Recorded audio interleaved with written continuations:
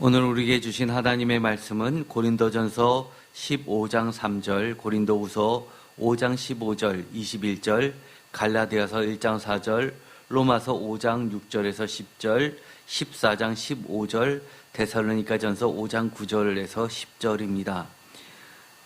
주보에는 안 되어 있지만 데살로니가전서 5장 9절에서 10절은 가로로 묶어주시기 바랍니다. 오늘의 제목을 다 함께 읽어보도록 하겠습니다. 예수 그리스도의 대속적 죽음과 최종 구원의 표상. 아멘. 오늘의 제목을 읽어보면 예수 그리스도의 대속적 죽음이라는 말이 나오게 됩니다.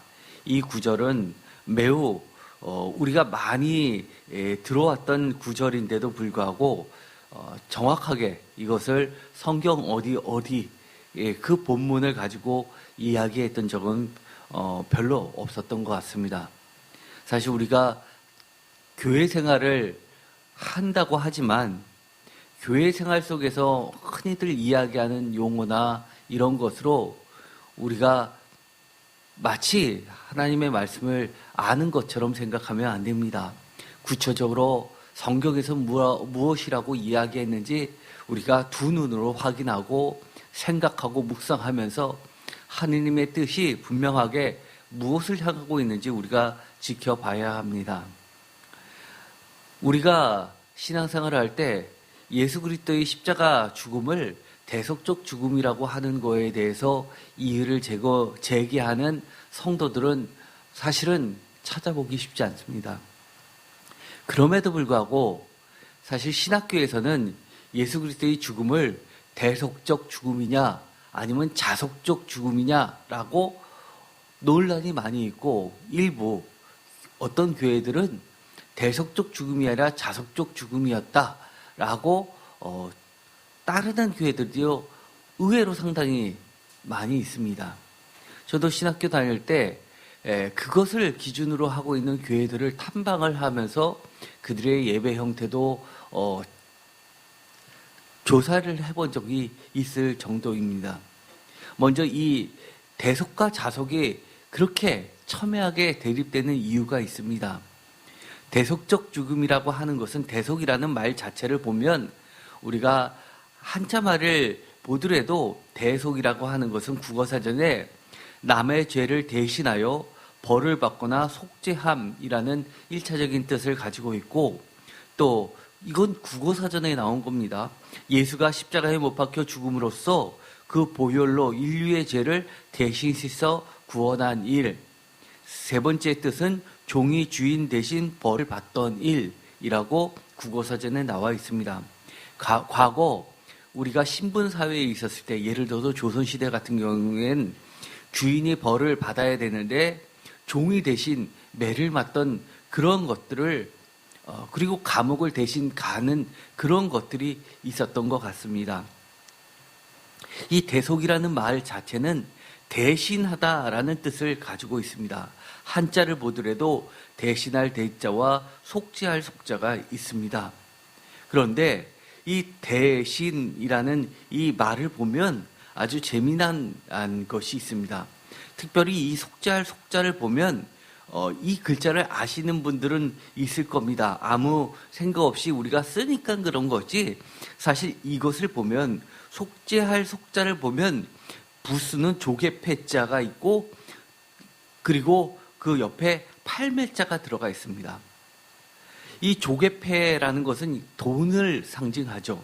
팔매자를 보더라도 팔매자는 매매할 때 들어가는 것인데 매매할 때 이 매매는 물건을 팔고 사는 일인데 팔매와 그리고 살매라는 두 글자를 가지고 매매라고 합니다. 그런데 팔매나 살매도 똑같이 매자를 쓰지만 음력을 하면 매지만 차이가 나는 게 딱 하나뿐이 없습니다. 팔매는 그 위에 선비사자가 들어가고 살매는 이 선비사자가 빠진 겁니다. 즉 팔매는 살매 위에다가 이 선비사자를 붙인 것뿐이죠. 그런데 이 살매를 보면 거기에도 이 볼견자랑 비슷한 게 있지만 이거 볼견자가 아니라 조개패자입니다. 아까 붓으로 썼던 이 조개패자 모양을 가지고 있고요. 그 위에는 그 옆으로 눈목자를 눕힌 것이 있지만 이거는 사실은 그물망자입니다. 즉 우리가 시장에 가면 그물에 잔뜩 조개들을 담아놓고 걸어놓고 해서 그것을 사는 것을 보게 되고요.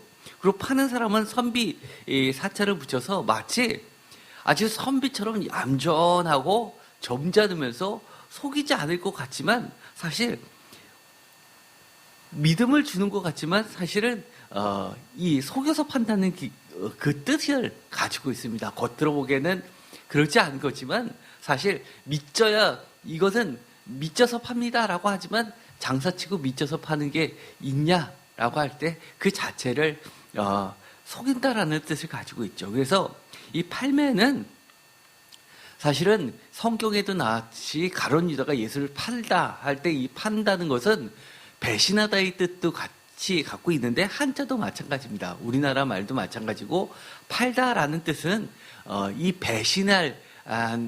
배신하다라는 뜻도 가지고 있습니다. 그런 거 보면 이 한글과 한자와 이 성경의 언어들이 사실은 공통적인 것이 상당히 많이 있습니다. 우리가 이 성경 언어, 즉 이 신약 성경을 기록했던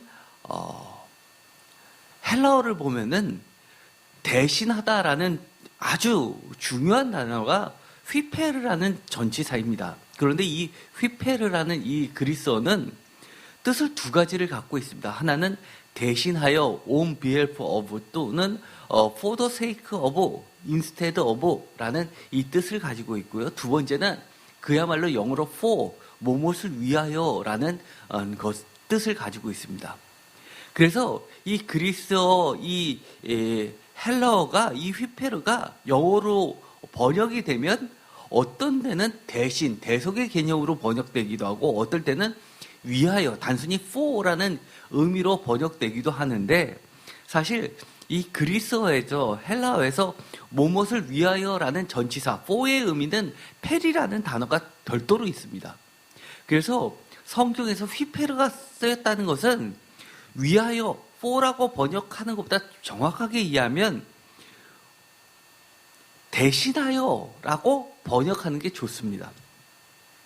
그리고 이 페리는 무엇을 위하여 for라는 뜻도 있지만 또 무엇에 관하여 concerning 또는 about 이런 뜻으로 쓰일 경우도 많이 있습니다. 그래서 단순하게 이 휘페르가 위하여라고 for라는 의미로 쓰일 때는 어떤 뜻을 하면 아주 기본적으로 우리가 흔히 쓰는 위하여의 개념입니다. 예를 들어서 이런 겁니다. 너의 몸을 위하여 약을 먹어라 라든지 무엇을 위하여라고 해서 어떤 목표점을 지향한다든지 이럴 때 이 for의 개념으로 쓰는 거죠. 그런데 우리가 문제는 성경을 읽다 보면 이 페리라는 전치사와 이런 휘페르라는 전치사를 구분하지 않고 위하여, 단순하게 위하여라고 번역해 성경 본문이 많다 보니까 이것이 단순하게 목표점을 지향하는 건지 단순히 위한다는 뜻인지 아니면 우리가 지금 이야기하는 것처럼 대신하다라는 의미를 이야기하는지 잘 모를 때가 있다는 겁니다. 그러나 기독교에서 이 대속의 의미가 굉장히 중요한 것은 아까 한자어에서도 봤듯이 이 대속의 개념에는 반드시 매매, 값을 치르는 문제가 들어가 있는 겁니다. 그냥 얻을 수가 없고 반드시 대가를 치루어야지만 되는 문제가 있다는 겁니다.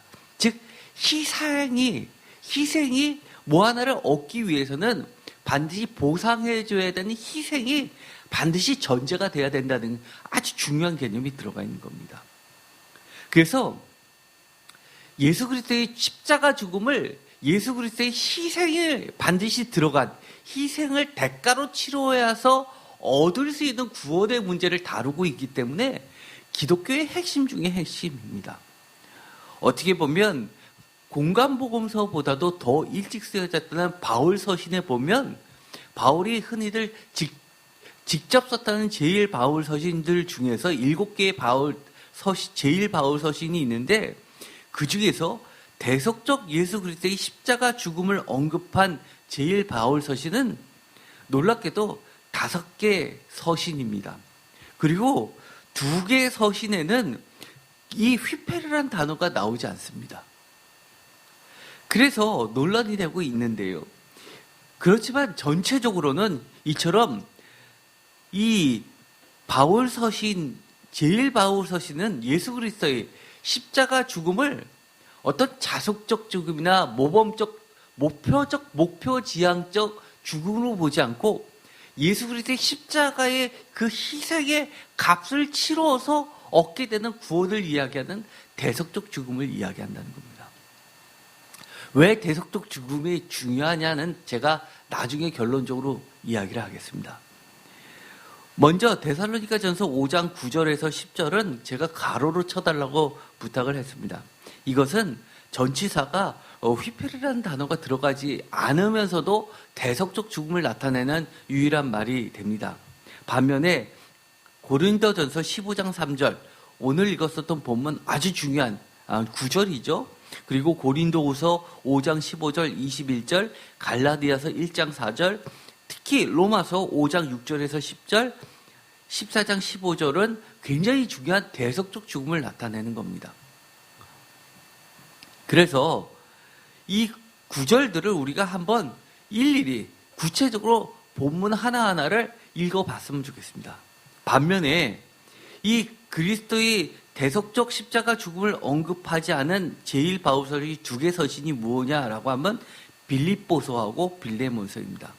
그래서 어떤 학자들은 사도 바울이 반드시 대속적 죽음을 이야기한 것이 아니다, 어떤 다른 것을 의미한 것이다 라고 주장하는 학자들도 있습니다.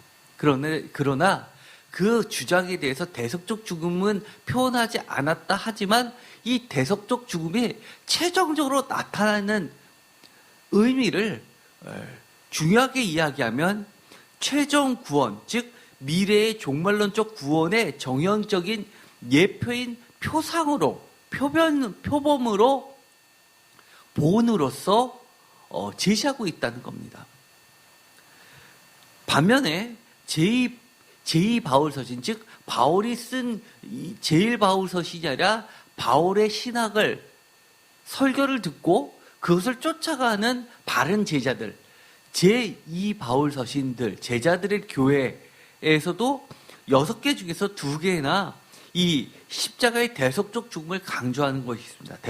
대표적인 것으로 디모데전서 2장 6절과 디도서 2장 14절입니다. 하나씩 보도록 하겠습니다. 먼저 데살로니가전서 5장 9절입니다. 하나님이 우리를 세우심은 노하심에 이르게 하심이 아니요 오직 우리 주 예수 그리스도로 말미암아 구원을 받게 하심이라. 10절 다 같이 읽겠습니다. 예수께서 우리를 위하여 죽으사 우리로 하여금 깨어있든지 자든지 자기와 함께 살게 하려 하셨느니라. 아멘. 여기서 문제가 되는 본문은 우리를 위하여라는 겁니다. 우리를 위하여, 여기서는 우리를 위하여가 대속적 죽음이냐라고 했을 때 원문은 페리를 쓰고 있습니다. 그야말로 for입니다. 우리를 위하여. 예를 들어서 감기 몸살이 났을 때 감기 몸살 건강을 위하여 약을 먹어라 할 때처럼 그 위하여의 개념입니다. 그런데 문맥을 놓고 보면 이것은 우리를 위하여 죽으사, 이 죽음이 그냥 우리를 약처럼의 개념이 아니라 반드시 그의 죽음이 희생적 죽음이었다는 것을 나타내는 이 대속적 죽음이기 때문에 비록 전치사는 페리를 썼다 하더라도 휘페르를 봐야 휘페르의 뜻으로 해석해야 된다는 것이 학자들의 견해입니다. 그러나 아주 글자 그대로 보수적으로 본다면 이것은 가로로 일단 쳐놓고 볼 필요는 있습니다. 그 다음에 중요한 겁니다. 고린도전서 15장 3절입니다. 다 같이 읽겠습니다. 내가 받은 것을 먼저 너에게 전하였노니 이는 성경대로 그리스도께서 우리 죄를 위하여 죽으시고. 아멘. 우리 죄를 위하여라고 했을 때 우리 죄를 위하여, 이것은 글자 그대로 하면 위하여였지만 죄를 위한다라는 말이 뭡니까? 죄를 높여준다라는 뜻입니까? 아니죠. 죄를 대신하여라는 뜻인 겁니다. 그래서 이 고린도전서 15장 3절은 제가 전에 설교를 한 적이 있었습니다. 여러분 기억나십니까? 15장 3절에서 가장 중요한 게 무엇인지요? 성경대로가 무엇인지 구체로가 어느 성경 구절 몇 장 몇 절인지 여러분 반드시 기억하라고 그랬습니다.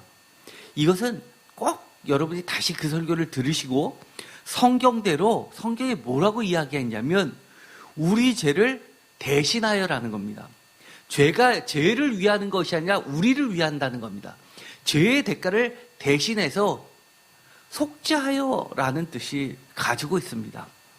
그래서 이 전치사를 보면은요, 이 원문에 분명하게 휘페르라는 단어를 쓰고 있습니다. 동그라미 제가 쳐놨죠. on behalf of 또는 instead of 뭐를 대체하여라는 뜻입니다. 그래서 우리 죄 때문에 우리는 우리 죄를 씻을 수가 없지만 반드시 죄의 대가를 치러야 되지만 주님께서 그 십자가로 우리 죄를 값을 쳐주셔서 우리를 사셨다고 이야기하는 겁니다. 그래서 대속의 개념에는 이 매매의 개념이 반드시 들어갑니다. 그러면서 4절 장사 지낸 바 되셨다가 성경대로 사흘 만에 다시 살아나사 5절부터는 유명한 부활 구절이죠. 게바에게 보이시고 후에 12제자에게 그 후에 500여 형제에게 일시에 보이셨느니 그 중에 지금까지 대다수는 살아있고 어떤 사람은 잠들었으며 그 후에 야고보에게 보이셨으며 그 후에 모든 사도에게와 8절 맨 나중에 만삭되지 못하여 난 자 같은 내게도 보이셨느니라. 9절 나는 사도 중에서 가장 작은 자라 나는 하나님의 교회를 박해하였으므로 사도라 칭함 받기를 감당하지 못할 자니라 라는 유명한 이 부활에 관련된 증언이 나오게 되지요. 그 다음 구절입니다. 고린도후서 5장 14절. 여기 보면 번역을 아주 잘 해놨습니다. 사실 다른 구절도 저는 위하여라는 말 대신에 원문을 살려서 대신하여라고 좀 번역을 해놨으면 얼마나 좋을까라는 바람이 있습니다. 그래서 사실 이것도 저뿐만이 아니라 많은 성서학자들이 그렇게 이야기합니다. 어차피 개역 성경에서 개역 개정으로 바꿀 때 그렇게 명확하게 대속의 개념은 그렇게 대신하여 이 고린도후서 5장 14절처럼 아예 대놓고 대신하여 이렇게 좀 번역을 해놨으면 좋을 때 아쉬움이 있으니 다시 한번 번역을 개정한다고 하면 그때는 다 그렇게 바꿨으면 좋겠다라고 성서학자들은 이야기합니다. 14절을 다 같이 읽겠습니다.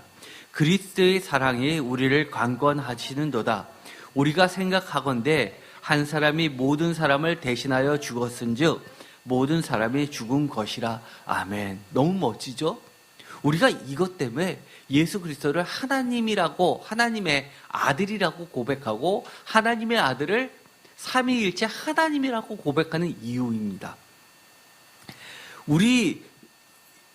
나뿐만 아니라 모든 사람을 대신하여 죽어서 모든 사람이 죽고 모든 사람이 살았다라고 하는 위대한 우리 기독교의 교리를 나타내고 있습니다.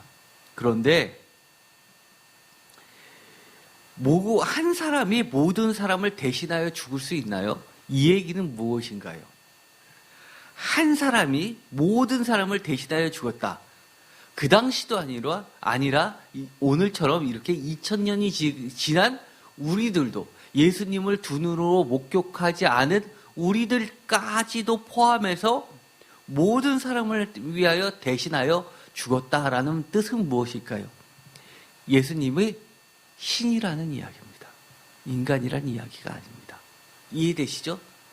그래서 우리는 예수 그리스도를 하나님의 아들, 성자 하나님이라고 고백하는 중요한 문구입니다. 혹시 여러분들이 전도하다 보면 반론 중에 이런 이야기는 꼭 듣게 되죠. 말이 되냐? 예수가 왜 나를 대신해서 죽냐? 이런 이야기 꼭 듣게 될 겁니다. 전도를 해보시면. 그럴 때 이 성경 구절을 꼭 암기해 두셨다가 하나님의 말씀이라고 꼭 전해 주십시오. 지금은 이해하지 못하지만 예수 그리스도의 죽음을 믿게 되면, 은혜의 자리에 가게 되면 이 구절이 얼마나 귀한 하나님의 진리의 말씀이라는 것을 깨달을 날이 반드시 온다고 얘기를 해 주십시오. 15절, 여기서도 마찬가지입니다. 다 같이 읽겠습니다. 그가 모든 사람을 대신하여 죽으심은 살아있는 자들로 하여금 다시는 그들 자신을 위하여 살지 않고 오직 그들을 대신하여 죽었다가 다시 살아나신 이유를 위하여 살게 하려 함이라. 아멘. 여기서도 대신하여라는 말이 나오죠. 이것이 대속의 의미에 우리가 살아가는 이유입니다. 대속적인 죽음이 있었기 때문에 죽었다가 다시 살아나신 이를 위하여 우리도 살게 되는 겁니다. 이 뒤에 위하여라는 이 말은 그야말로 우리가 예수님을 대신하여 살 수 있습니까? 이때는 대속이 아니라 그야말로 위하여, 누구누구를 위하여라는 목표의 지점을 나타내게 되는 겁니다. 지향점을 나타내게 되는 겁니다. 그래서 우리가 주님을 위하는 것과 주님이 우리를 위하는 것은 근본적으로 차이가 있게 됩니다. 16절, 그러므로 우리가 이제부터는 어떤 사람도 육신을 따라 알지 아니하노라. 비록 우리가 그리스도도 육신을 따라 알았으나 이제부터는 그같이 알지 아니하노라. 아멘. 이 구절은 너무나 멋진 말이라고 말씀을 드렸죠. 그러므로 우리가 이제부터는 어떤 사람도 육신을 따라 알지 아니하노라. 어떤 우리 교회 성도님이 아니신데 어떤 분이 저희 블로그를 보시고서 이것을 질문하신 분이 계십니다. 그래서 제가 지난주에 우리가 예배드렸던 그 설교를 한번 참조해서 들으시라고, 그러면 이해되실 거라고 링크를 걸어서 답변을 드렸습니다. 그러면서 육신을 따라 알지 않겠다라는 게 무슨 뜻입니까? 라고 질문을 해오셨죠. 육신을 무시하는 게 절대 아니라는 것 알 필요가 있습니다. 여기 보면 고린도후서 5장 15절에 보면 명확하게 휘페르라는 단어를 쓰고 있습니다. 고린도후서 5장 20절 다 같이 읽겠습니다. 그러므로 우리가 그리스도를 대신하여 사신이 되어 하나님이 우리를 통하여 너희를 권면하시는 것 같이 그리스도를 대신하여 간청하노니 너희는 하나님과 화목하라. 21절, 하나님이 죄를 알지도 못하신 이를 우리를 대신하여 죄로 삼으신 것은 우리로 하여금 그 안에서 하나님의 의가 되게 하려 하심이라. 우리를 대신하여 라고 하는 21절에도 마찬가지로 휘페르라는 단어를 쓰고 있습니다. 반면에 20절에 그리스도를 대신하여 할 때 이 대신은 어떤 대신일까요? 이것은 사도라는 의미입니다. 파송자의 의미라는 겁니다. 예를 들어서 엠베서더라고 하는 것은 왕을 대신하여 또는 국가를 대신하여 라는 그 대표하여라는 성격이 있죠. 그래서 한국말을 좀 잘 구분할 필요가 있습니다. 반대로 또 다른 표현 갈라디아서 1장 3절과 4절을 다 같이 읽겠습니다. 우리 하나님 아버지와 주 예수 그리스도로부터 은혜와 평강이 있기를 원하노라.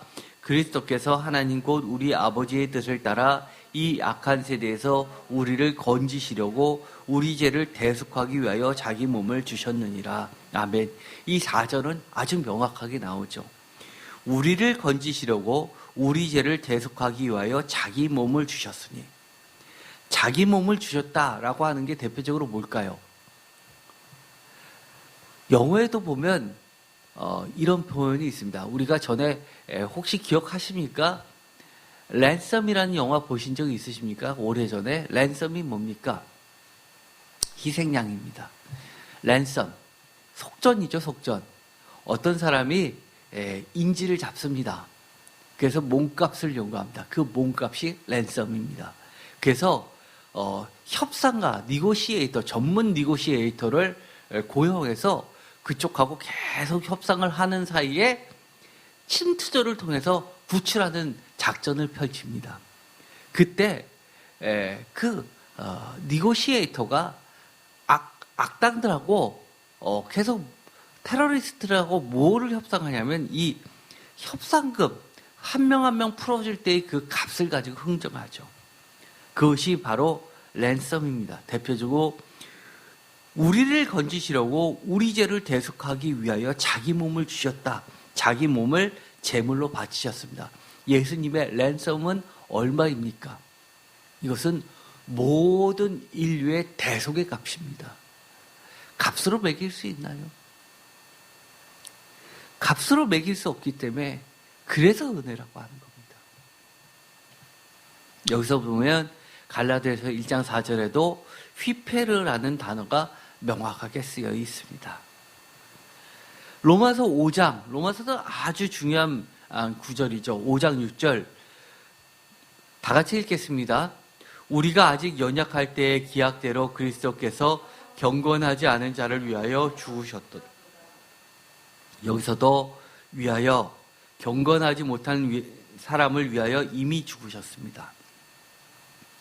이것도 보면 경건하지 못한 죄인을 대신하여 죽으셨습니다. 라고 대신하여라고 번역하는 게 좋습니다.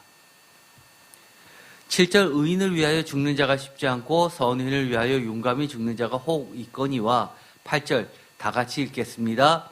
우리가 아직 죄인 되었을 때에 그리스도께서 우리를 위하여 죽으심으로 하나님께서 우리에 대한 자기의 사랑을 확증하셨느니라. 이 로마서 이 5장 8절의 말씀은 흔히 우리가 요절로 많이 사용하죠. 제가 너무너무 사랑하는 말씀입니다. 우리가 아직 죄인 되었을 때 그리스도께서 우리를 대신하여라고 번역합니다. 대신하여라고 번역하는 게 좋습니다. 우리를 위하여라고 하는 것보다 우리를 대속하여 죽으심으로 대속. 하나님께서 우리에게 대한 자기의 사랑을 확정하셨습니다.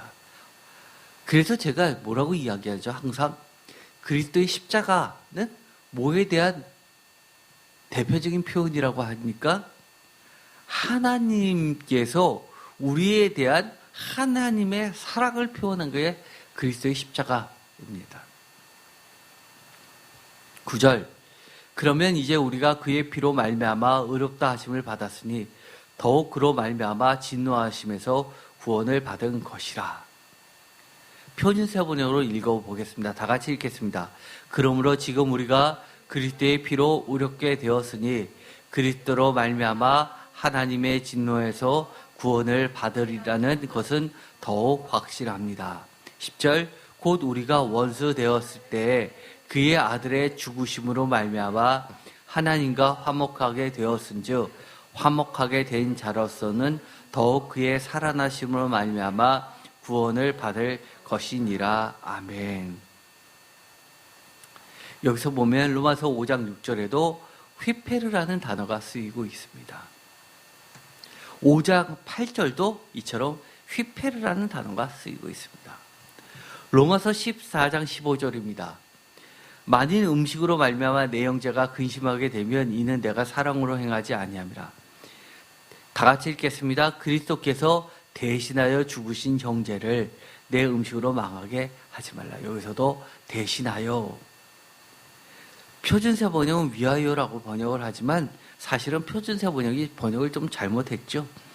대신하여 휘페르라는 단어를 원문도 쓰고 있기 때문에 그대로 남겨뒀어야 되는 것이 사실 맞습니다. 제2 바울 서신 6개 중에 2개 서신 디모데전서 2장 6절과 디도서 2장 14절에도 대속적 예수 그리스도의 십자가 죽음을 언급한 것이 나오게 됩니다. 디모데전서 2장 4절 하나님은 모든 사람이 구원을 받으며 진리를 아는 데 이르기를 원하시느니라. 5절 하나님은 한 분이시요 또 하나님과 사람 사이에 중보자도 한 분이시니 곧 사람이신 그리스도 예수라. 6절 다 같이 읽겠습니다. 그가 모든 사람을 위하여 자기를 대속물로 주셨으니 기약에 이르러 주신 것이라. 여기서 위하여는 그 뒤에 대속물로라는 것을 통하여 위하여라고 번역하지 말고 대속하여라고 번역하는 게 사실 좋습니다. 그분은 모든 사람을 위해서 자기를 대속물로 내주셨습니다. 여기서 보면 여기서도 마찬가지로 휘페르라는 단어를 쓰고 있습니다. 디도서 2장 14절도 마찬가지입니다. 복스러운 소망과 우리의 크신 하나님 구주 예수 그리스도의 영광이 나타나심을 기다리게 하셨으니 그가 우리를 대신하여 자신을 주심은 모든 불법에서 우리를 속량하시고 우리를 깨끗하게 하사 선한 일을 열심히 하는 자기 백성이 되게 하려 하심이라. 아멘. 여기서도 마찬가지로 위하여라는 표현은 대신하여 그 뒤에 속량이라는 말을 하고 여기서도 마찬가지로 이 휘페르라는 단어를 쓰고 있습니다. 반면에 제일 바울 서신 중에서 두 개 서신, 예를 들어서 빌립보서와 빌라면서에서는 대속적 죽음을 전혀 언급하지 않고 있다는 것이 독특합니다. 그러면 여기서 위하여가 뭘로 이야기를 하고 있냐면 최종 미래의 종말론적 구원의 전형적인 예표로서의 표상으로서 그려내고 있습니다. 즉 지향점을 나타내고 있는데요. 예를 들어서 위하여라는 이 표현들을 빌립보에서 보면 다 이런 식으로 써 있습니다. 간구할 때마다 너희 무리를 위하여 기쁨으로 항상 간구하며, 여기서 보면 이 간구함이 너희 무리를 대신하여라는 그런 뜻입니까? 위하여라는 것이죠. 예를 들어서 생일 파티를 위하여 선물을 샀다. 예를 들어서 이 위하여라는 뜻입니다. 빌립보서 1장 4절, 7절, 16절, 24절, 25절, 27절, 29절이 모두 다 단순히 위하여라는 뜻이고 빌립보서 2장 13절, 22절, 30절도 마찬가지입니다. 그리고 빌립보서 3장 7절, 8절, 14절도 마찬가지입니다. 대표적으로 빌립보서 3장 14절을 한번 다 같이 읽어보겠습니다. 표대를 향하여 그리스도 예수 안에서 하나님이 위에서 부르신 부름의 상을 위하여 달려가나. 여기서도 대신하여 대속하여라는 뜻이 아니라 그저 목표점을 지향하고 있죠. 왜 이렇게 쓰고 있느냐? 이것이 이 대속적 죽음을 부인하려고 하는 것이냐? 그것이 아니죠. 대속적 죽음, 그 이후의 의미를 살려내고 있는 것입니다. 예수 그리스도의 대속적 죽음이 우리로 하여금 이렇게 표대를 향하여 그리스도 예수 안에서 하나님이 위에서 부르신 부름의 상을 위하여 예수 그리스도를 표본으로 삼고 믿음의 보두로 삼고 달려가라라는 뜻이 되는 겁니다. 빌립보서 4장 10절도 마찬가지입니다. 빌레몬서에도 보면 1장 1절, 9절, 10절, 13절, 22절에 위하여도 다 대속적인 것을 나타내고 있지 않습니다. 예를 들어서 빌레몬서 1장 1절 그리스도 예수를 위하여 갇힌 자 된 바울과 및 형제 디모데는 우리의 사랑을 받는 자여 동역자인 빌레몬과, 여기선 그야말로 예수를 위하여라는 의미지 이 바울이 예수 그리스도를 대속하여서 감옥에 간다 말이 안 되죠. 우리 인간은 하나님을 대속할 수 없습니다. 이거는 어떤 의미냐라고 하는 것은 예수 그리스도의 그 고난 받으신 것을 본을 삼아서 예수 그리스도도 고난 받으셨는데 왜 우리가 우리를 위하여 목숨까지 내주신 분을 위하여 반대급부로 우리도 목숨까지 내놓을 자리까지 가야 되는 것 아니냐, 왜 못 내놓냐라는 그런 의미입니다.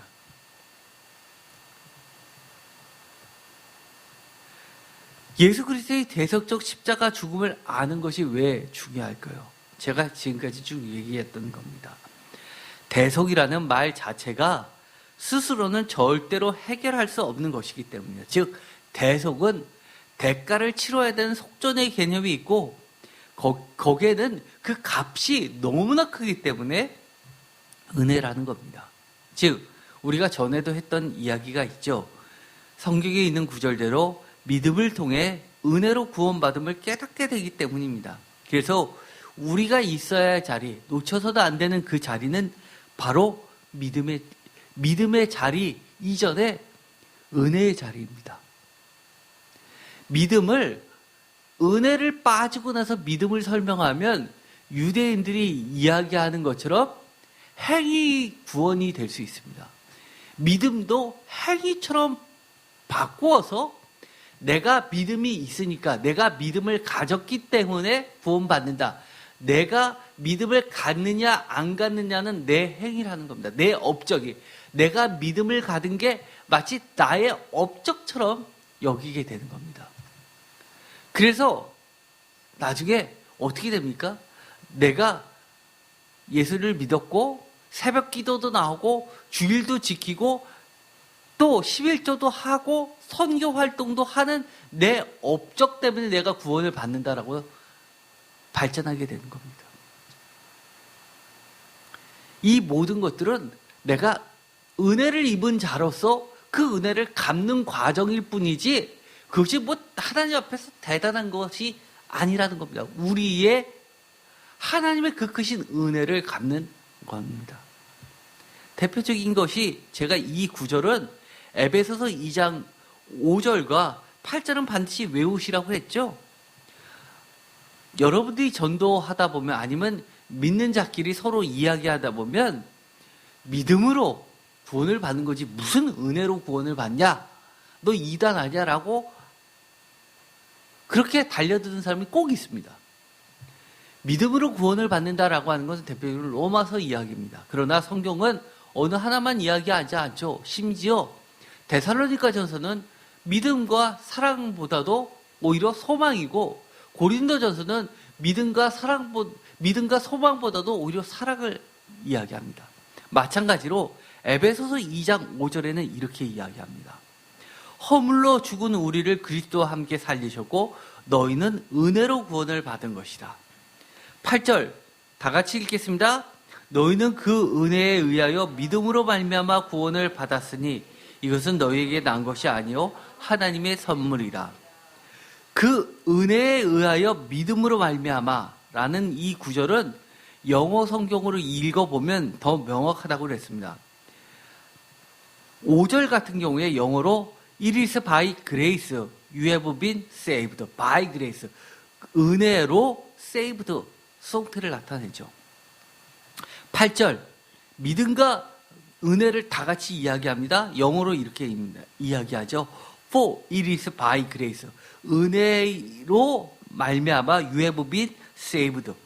구원을 받았고 through faith. 믿음을 통하여라고 명확하게 이렇게 영어로 바꿔 놓습니다. 이것이 원문을 그대로 살린 겁니다. 은혜로 구원받음을 알게 되면 무엇이 달라집니까? 어떻게 보면 오늘의 결론 부분으로 다가가는 겁니다. 은혜에 빚진 자로서 한량없는 그 은혜를 갚을 길이 없어서 예수 그리스도를 참된 신앙의 삶의 표상, 모범으로 소망하고 믿음으로 사랑의 수고를 주님 오실 때까지 정진하면서 달려가게 되는 겁니다. 은혜가 없으면은요, 나의 믿음도 지칠 때가 있고 쓰러질 때가 있습니다. 근데 은혜로 구원받는 것을 알면은요, 예수님이 책망하실 때처럼 너희 믿음이 어디 있느냐? 라고 하는 것처럼 믿음이 연약할 때 다시 일어설 수 있습니다. 오늘의 결론이죠. 여러분들 반드시 생각해야 될 것. 제가 주보에다가 실어놨는데 빛난에다가 여러분들 꼭 적어보시기 바랍니다. 예수 그리스도의 대속적 십자가 죽음으로 인해 내가 달라지고 또 달라져야 할 부분들을 적어보세요라고 했습니다. 달라진 부분들이 있습니까? 예수 그리스도의 대속적 십자가 죽음 때문에 내가 달라진 부분이 있습니까? 그 내가 달라졌던 부분이 없으면 아직 내가 예수 그리스도의 십자가 죽음을 대속적 죽음이라고 깨닫지 못할 부분이 있는 겁니다. 내가 과거에 대속적 죽음이라고 인정했다 하더라도 앞으로 계속해서 달라져야 할 부분들이 있습니까? 계속 있어야죠.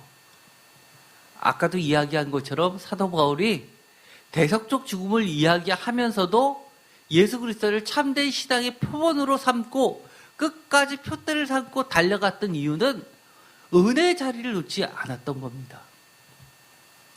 많은 사람들이 자석적 죽음을 이야기하는 사람들은 뭐를 중시하냐면 책임을 강조하기 때문에 그렇게 가는 겁니다. 그래서 우리가 예수님을 십자가에 달려 죽음을 대속적 죽음만 이야기하면 끊임없이 내가 잘못해도 하나님께 예수 그리스도께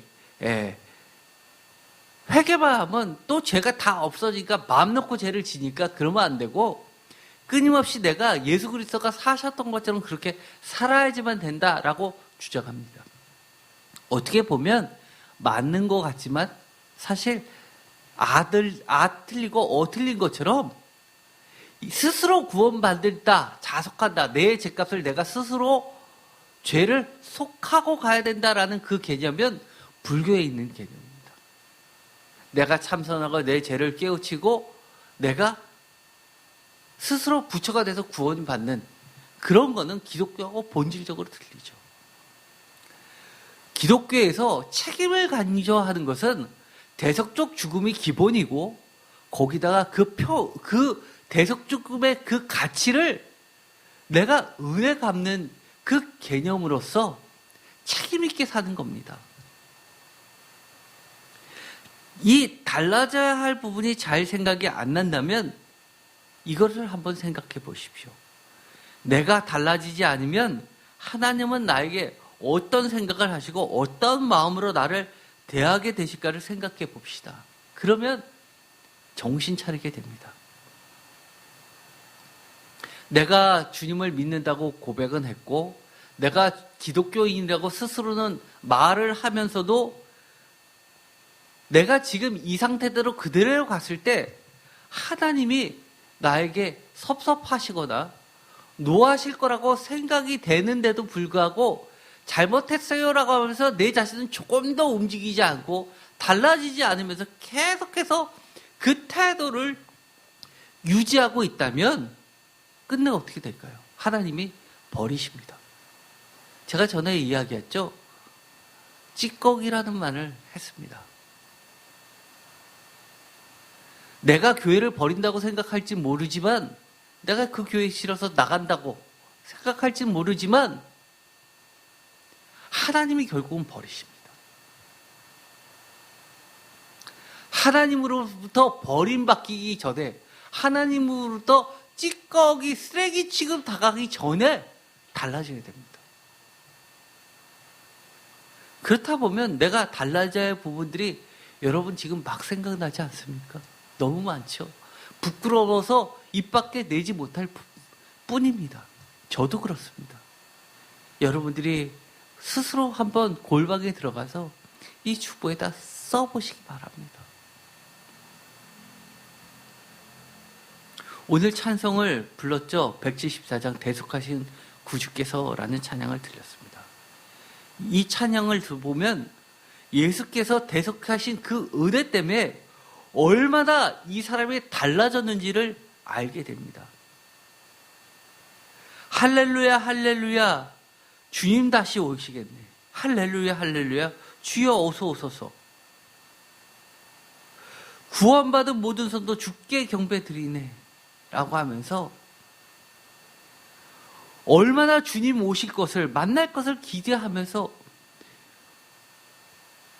오늘을 살고 있는지를 보게 됩니다. 321절 날 대속하신 예수께라는 찬양도 우리가 드렸습니다. 날 대속하신 예수를 생각하면 내 생명 모두 드리리라고 고백합니다. 그러나 요즘에 많은 이들이 내 것은 조금이라도 하나님 앞에 내놓기는 싫어하면서 계속해서 예수께서 내 생명을 위하여 예수님 계속해서 나한테 내놔야 되는 거 아닙니까? 당당히 요구하는 삶을 살고 있습니다. 심지어 11조를 내면서도 내가 번 돈인데 기분 좋을 때는 11조 내고 기분 나쁘면 11조 안 내고 심지어 11조가 무슨 세금이냐? 그렇게 당당히 떼가게? 그만큼 내가 11조 낼 정도로 목사님이 나한테 그렇게 해야 되는 거 아니냐라고 당당히 요구하지 않습니까?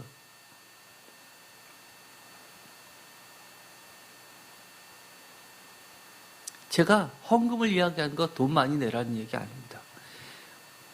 돈처럼 인간이 가장 포기하기 어려운 거 몇 개 꼽으라면 그 중에 손가락 안에 꼽히는 게 바로 돈입니다. 예수 그리스도의 그 대속하신 그 은혜 생각하면 이처럼 321장처럼 날 대속하신 예수께 내 생명 모두 드리리까지 나가야 되는 겁니다. 그 정도로 못하면 최소한 이렇게는 해야죠. 늘 진실하게 하소서 내 구주 예수요. 우리가 진실하려고는 노력해야 되지 않겠습니까? 나 구주 위에 살리라. 최소한 주님을 위해서, 교회를 위해서 살려고는 애써야 되지 않습니까? 내 기쁨 한량 없으리라고 찬양 부르는 것처럼 주님 때문에 내가 기뻐해야지 다른 것 때문에 기뻐하면 되겠습니까? 내가 돈을 잘 벌고 내가 사업이 잘 되고 직장이 잘 되고 승진하면 기쁘고 아니면 말고 시기 태서는 되겠습니까? 내가 예수님 믿는 거 나 잘 되려고 믿는 거지 내가 왜 그 이상의 희생을 왜 강요하냐고.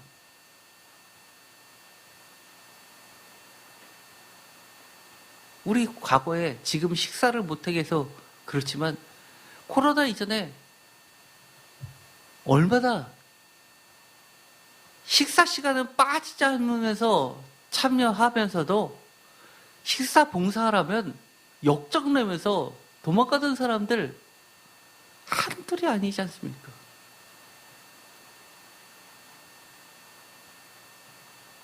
조금 더 희생할 줄 모르는 것은 은혜를 모르기 때문이고 저는 그렇다면 은혜를 모르면 예수 그리스도의 십자가 죽음을 대속적 죽음이라고 인정하지 않는 거라고 저는 봅니다.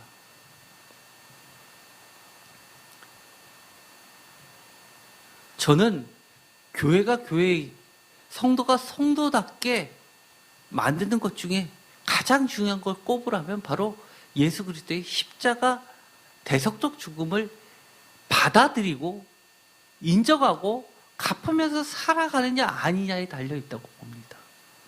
그래서 오늘은 아주 기본적이고 너무 많이 들어왔지만 우리가 성경 구절을 일일이 읽어보면서 아주 기본에 좀 충실했으면 좋겠다라는 간절한 소망으로 오늘의 말씀을 전합니다. 여러분들께서 이것을 난 다 알아 라고 생각하지 마시고 다 아는 건 아닙니다. 아까도 이야기했죠. 내가 달라진 부분이 없으면 내가 몰랐던 겁니다. 내가 앞으로도 달라져야 할 부분들이 없다면 나는 아직도 깨닫지 못한 겁니다. 다시 한번 예수 그리스도의 대속적 십자가 죽음으로 인해 내가 달라지고 계속해서 주님 오실 때까지 달라졌으면 좋겠습니다. 그 달라짐은 은혜를 깨닫는 순간 달라질 수밖에 없습니다. 기도하고 마치겠습니다. 하나님 감사합니다.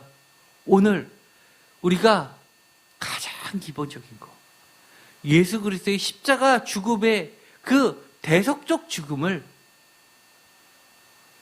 깨닫고 은혜의 자리로 믿음을 통해서 구원받게 하여 주시옵소서. 우리가 예수 그리스도를 계속해서 믿는다고 하면서 하나님과 예수 그리스도를 이용만 하지 말게 하시고 나를 위하여 구원시키시기 위하여 내 죗값을 치러주신 예수님을 위하여 나의 온 마음을 온 생명을 바쳐서 주님을 위해서 살게 하여 주시옵소서. 예수 그리스도의 이름으로 기도드립니다. 아멘.